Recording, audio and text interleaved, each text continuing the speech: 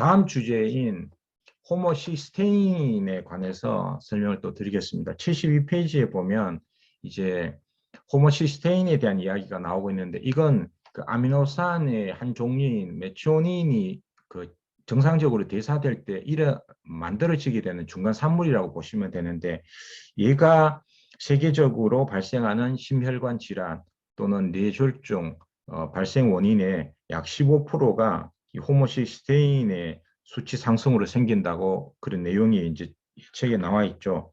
그리고 72페이지 아랫부분에 보시게 되면 1970년대 그 하버드 의대 병리학과 맥컬리 박사가 이걸 발견했는데, 어떻게 발견됐나 하면 8살도 채 안 된 아이 2명이 심장마비로 사망을 했는데, 부검 결과 보니까 이 동맥에 마치 80대 노인의 동맥과 같이 동맥이 완전 손상되어 있는 그 동맥경화증 소견이 이제 밝혀진 거예요. 그래서 우리가 상식적으로 생각해도 이상하잖아요. 8살도 안 된 아이가 어, 동맥경화증으로 사망을 했다는 게 좀 이상하잖아요. 어쨌든 이 과정에서 아이들 그 혈액에 호모시스테인이라는 물질이 엄청나게 많이 축적돼 있다는 게 이제 발견되어지게 된 건데, 이 사실이 당시 메이저 제약사들이 콜레스테롤을 낮추는 그 약들에 대한 북들이 나와가지고, 물론 이게 이제 특허가 있는 거예요. 그래서 특허가 있는 콜레스테롤 약을 이제 그 판매하기 위한 어떤 그런 시장의 어떤 상황, 이런 것들 때문에 이 맥컬리 박사가 이야기하고 있는 이 호모시스테인의 위험을 낮출 수 있는 방법은 특허도 없는 비타민 B군, 비타민 B6, 9, 12, 요 세 가지를 가지고 혈관 개선을 개선할 수 있다고 이렇게 이야기를 하니까, 사실 이 부분이 제약회사들이 받아들이기가 어렵잖아요.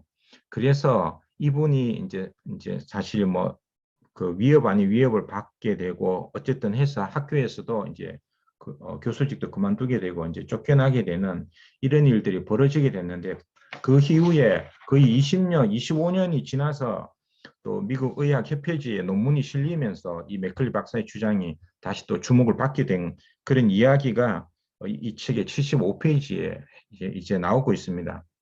그래서 이 호모시스테인 수치는 공복 혈액 검사로 확인이 가능합니다. 확인이 가능한데, 정상 범위가 이제 5에서 15 마이크로몰 이렇게 나와 있는데요. 7 미만이면 건강한 상태고 7에서 9 사이면 좀 호모시스테인 수치를 관리할 필요가 있다라고 보시면 되고, 10 이상이면 혈관 질환에 위험이 있는 그런 수치라고 보시면 되는데요.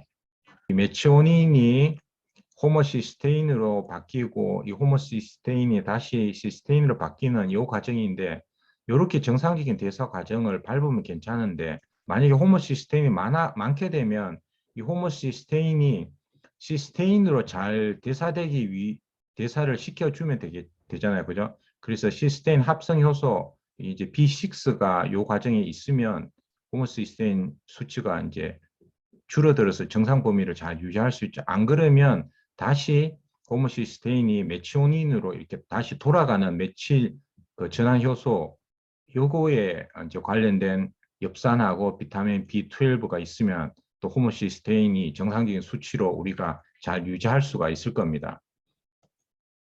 그리고 결국은 정상적인 호모시스테인 수치를 유지하기 위해서 비타민 B군이 이제 필요하다는 거죠.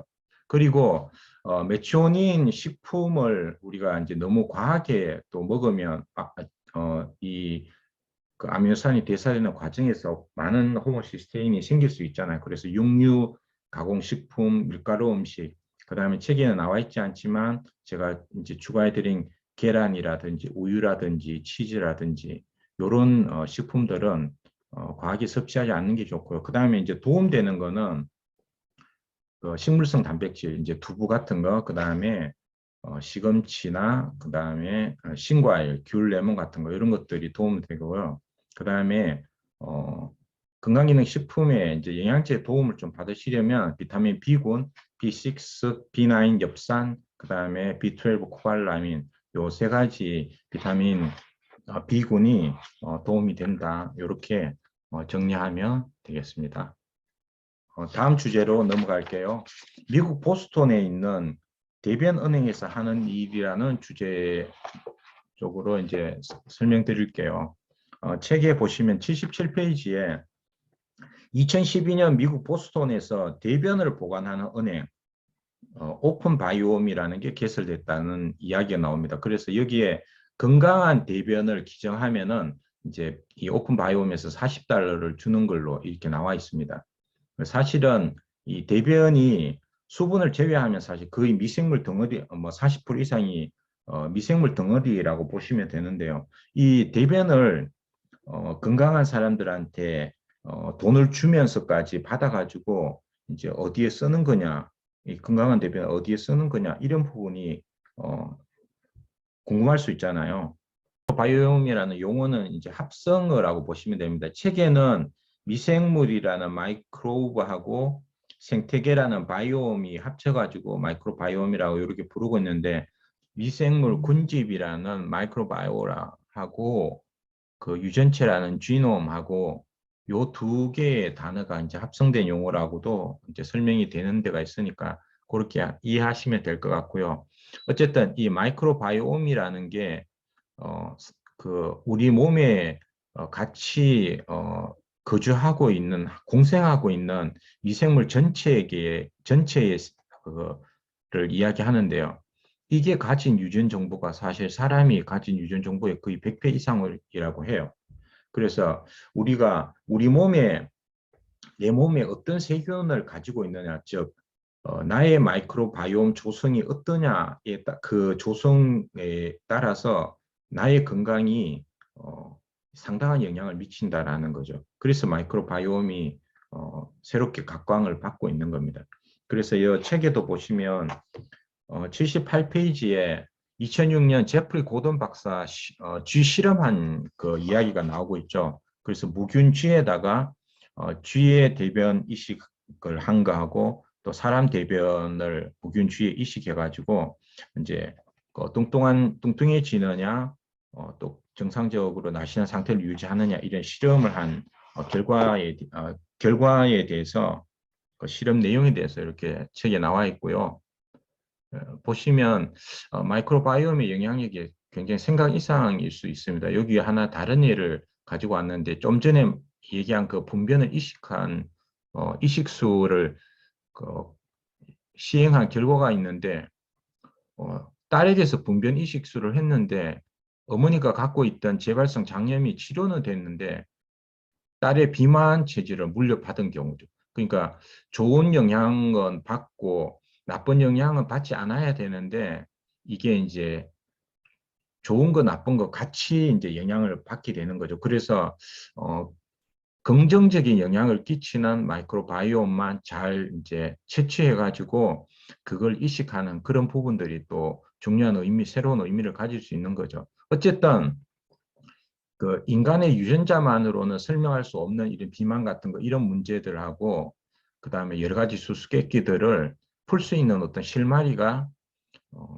그 마이크로바이옴에 있는 거예요. 그래서 요즘 마이크로바이옴을 제2의 유전자라고 이렇게 부릅니다.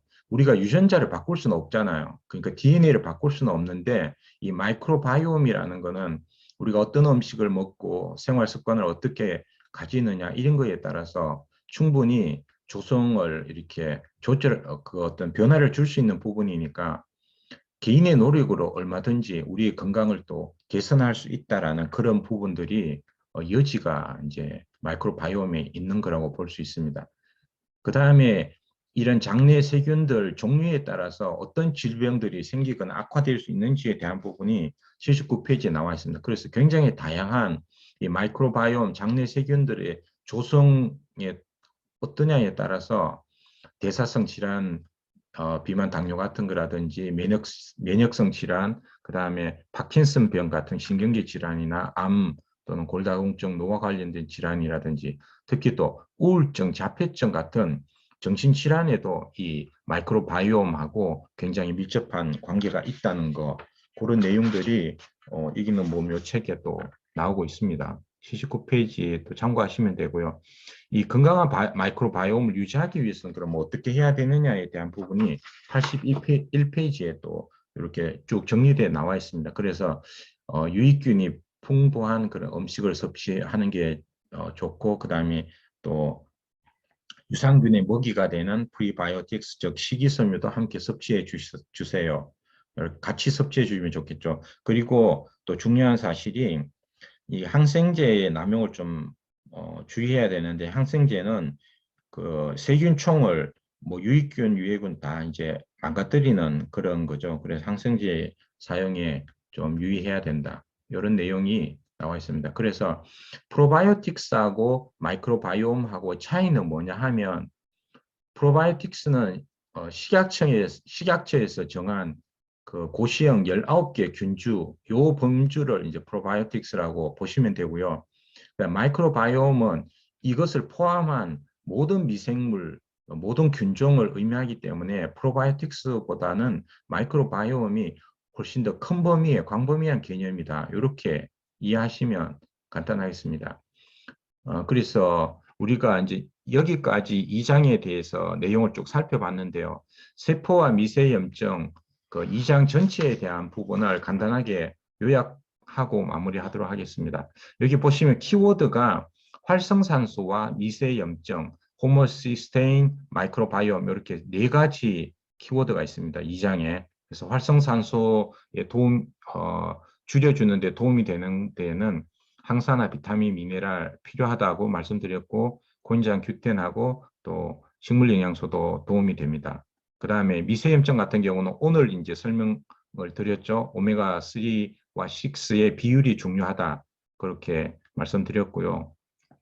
EPA, DHA로 구성되어 있는 오메가3를 또 충분히 드시고, GLA 같은 경우도 또 오메가6 중에서 염증을 줄이는 데 도움이 된다. 이렇게 말씀드렸습니다. 그리고 호모시스테인 수치도 정상 범위로 우리가 관리를 해야 되는데, 여기는 비타민 B군의 도움을 받으시는 게 좋을 것 같고요. 그 다음에 마지막 네 번째, 마이크로바이옴이 우리 건강에 미치는 영향이 굉장히 이제 광범위하게 있다라고 말씀드렸고, 프로바이오틱스, 그 다음에 식이섬유, 프리바이오틱스 함께 같이 이제 섭취하는 게 도움이 되고요. 항생제를 신중하게 사용하는 거, 이런 것들이 마이크로바이옴 건강에 도움이 됩니다. 그리고 이 네 가지 키워드 전반적으로 관리를 하거나 건강에 긍정적인 영향을 가지기 위해서 우리는 어쨌든 제일 중요한 게 먹거리입니다. 그래서 건강한 먹거리를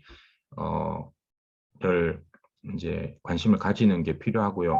그 다음에 환경적인 부분, 스트레스 관리 같은 거, 그 다음에 수면 운동, 이런 부분들이 활성산소를 줄이고 미세염증을 줄이고 호모시스테인 수치를 정상 범위에서 관리를 하고 건강한 마이크로바이옴 조성을 이루고 있는 여기 전반적인 부분들에 이런 건강한 먹거리, 환경, 스트레스 관리나 수면 운동이 도움이 된다. 이렇게 말씀드릴 수 있겠습니다. 여기까지 2장 세포와 미세염증 설명을 마치고요. 다음 주에 또 더 좋은 내용으로 복리뷰 시간 만나도록 하겠습니다. 네, 경청해 주셔서 감사합니다.